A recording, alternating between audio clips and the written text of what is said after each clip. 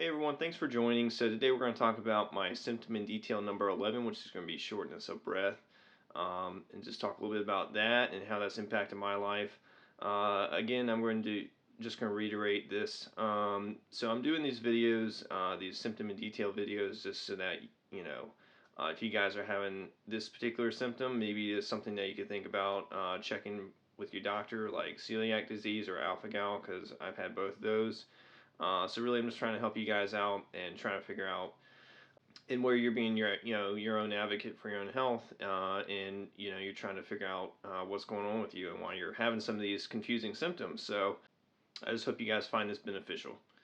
Oh, and if you haven't checked out my symptom in detail number 1 video, make sure to check that out. There'll be a link right over here at the end of the video. But diving right into it, so this started probably a couple years ago, more or less. I would say probably 3 to 4 years ago. It's kind of slowly started developing like this shortness of breath type deal. And actually, as I've thought about this more, I've kind of seen where in the past, I kind of feel like a little short of breath, but I was still like, I grew up being an athlete. Like, I played baseball, football, soccer, all kinds of stuff. So I don't really feel like I ever had an issue with that. Really growing up. But like as becoming a young adult, 20s and whatnot, late 20s, I kind of started feeling like I was a little bit shorter of breath. I didn't really know why. I was like, oh, I'm just out of shape or whatever. But yeah, I was totally wrong. 'Cause then a couple years ago, I really started feeling like, I really wasn't getting a full breath of air. Like there's something like my diaphragm that wasn't quite working right, or I was like, maybe it's just anxiety and like, I'm just feeling a little short of breath. But no, this was like truly, I could not get a deep breath of air. Like, and like I think they call it air hunger or something like that. So just for an example, like, a couple years ago, or several years ago, I was a very avid runner. Like I would be running, 3 miles, 3 to 5 miles a day sometimes, and that wasn't really an issue for me at all. And then one day, this is in like 2018 or 19, I think, something like that. I was out for a run, and I just kind of felt like I couldn't breathe quite right. Like I wasn't getting a full breath of air, and I actually had to cut my run short. And I never ran after that again, unfortunately. Um, and fast forward a couple years. So this is like 2020, 2021. I'll be out doing yard work or something like that, and I'll just feel like, I was short of air. I wasn't able to get enough air. And then fast forward, another 3 to 6 months, and I'd just be like sitting on the couch or something, or driving in the car, and I literally could not get a full breath of air. I'm actually finding this more difficult to talk about than I thought, just because it's been such a aggravating symptom for me. So, like I said, I'd just be sitting on the couch or driving in the car. I couldn't get a full breath of air.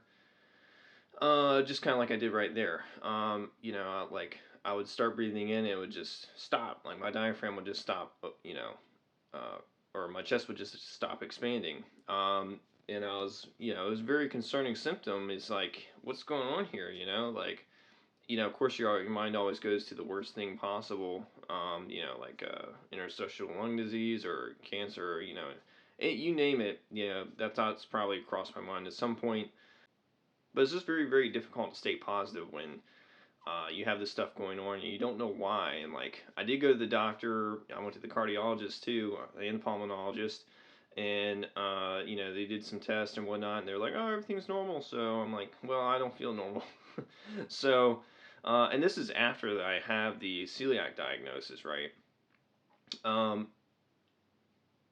and also, I just want to mention I had some asthma going on as well. So this probably was around the same time that I mentioned that run that I was going for. Like I kind of started feeling like a little bit wheezy at times, especially in like, uh, if I was working out or something like that, like running.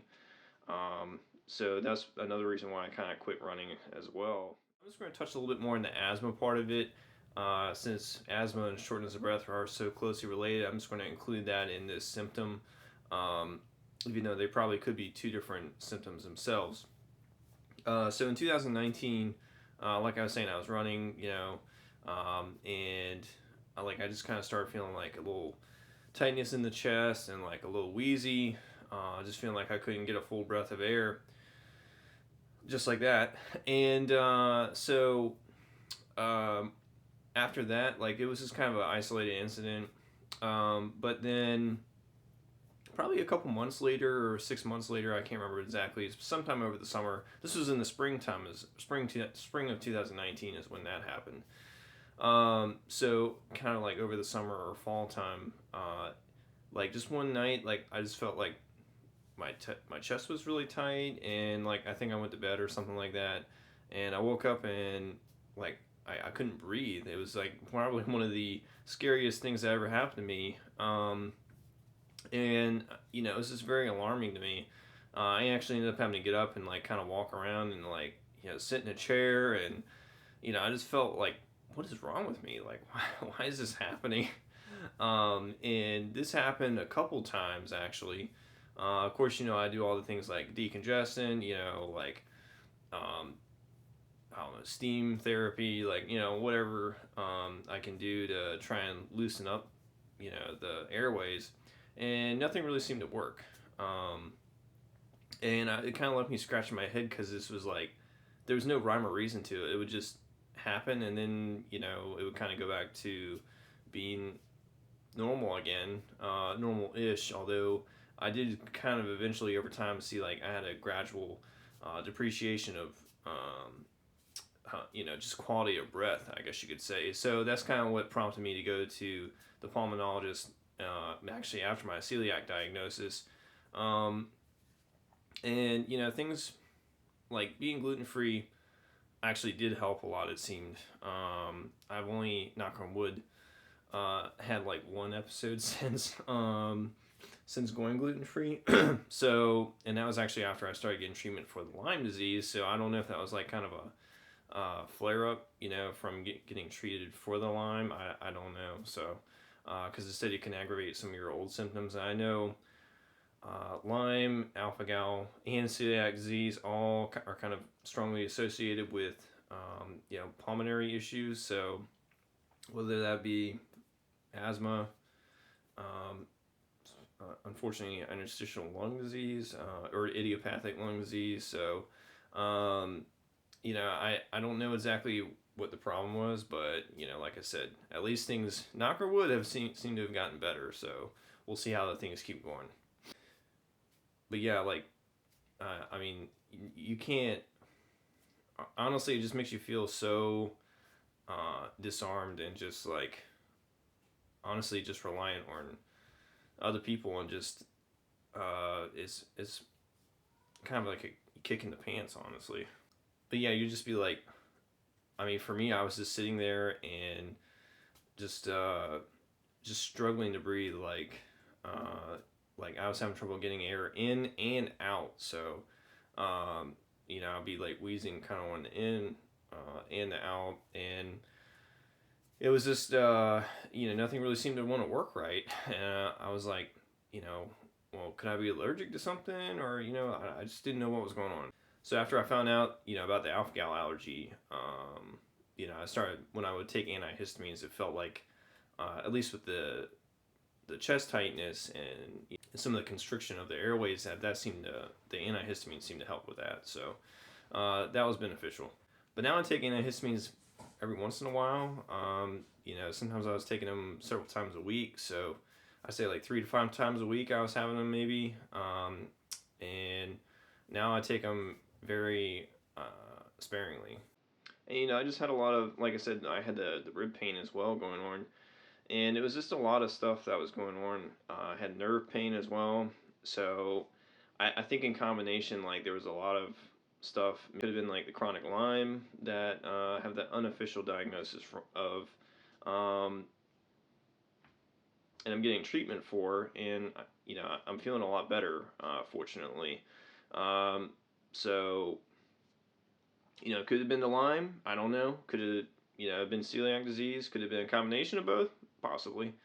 But these are just things to think about, right?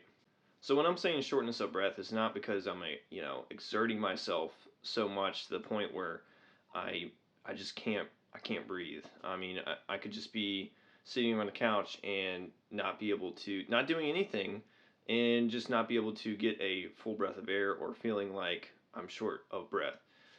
And then when I have that shortness of breath, like, that is me feeling like I need more air, and then me just not being able to expand my chest or my diaphragm or whatever, to achieve that full breath of air. Because I don't really have an issue with the exchange of oxygen. Like, my blood is oxygenated, it's not low. Like I said, I've had the test, pulmonary function test done, which they said was like a little bit lower than normal for somebody my age, but it wasn't anything to be concerned about.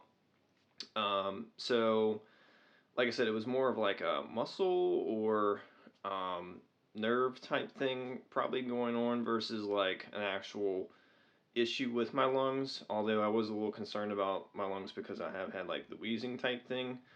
But knock on wood, since I've got my vitamin D up, I've been taking 1,000 to 1,500 milligrams of magnesium a day. I've been doing the red light therapy. Um, what else have I done? Trying to get my copper status up, making sure I'm getting bioavailable copper every day.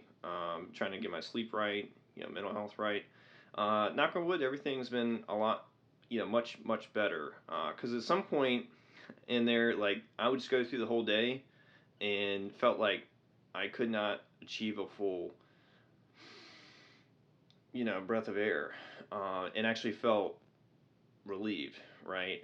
Like, you kind of breathe in and then you kind of breathe out, and it just feels like you have like that balloon that's filled with air and you're just letting it all out, right? I could never do that. I never felt like a balloon was full of air. It was always deflated. So, uh, like I said, knock on wood, I'm going to keep doing what I've been doing. And, it's been getting a lot better, like really only in the last month or two, or maybe 3 months, things have gotten a lot better. And this is like 15 months post celiac diagnosis. So, it wasn't until I started doing some of these other things that, like I said, getting the mental health right, the red light therapy, um, getting the vitamin D up, and taking 1,000 to 1,500 milligrams of magnesium a day, and getting the copper right, that I really started feeling like things were kind of looking up. So, and also trying to sleep right too. So, make sure I have as consistent as possible schedule, going to bed and getting up. So, I just want to throw that out there. I know I've been all over the place. I hope you guys found this useful. If you have any questions, or feel like commenting, to ask a question or whatever, feel free to do so. I'll get back to you. But with that being said, also make sure to check out my Instagram. It's EthanJones7101. Make sure to like the video. Like I said, feel free to leave a comment. Subscribe if you guys found the video useful. With that being said, I'll see you guys in the next video. Take care. Bye-bye.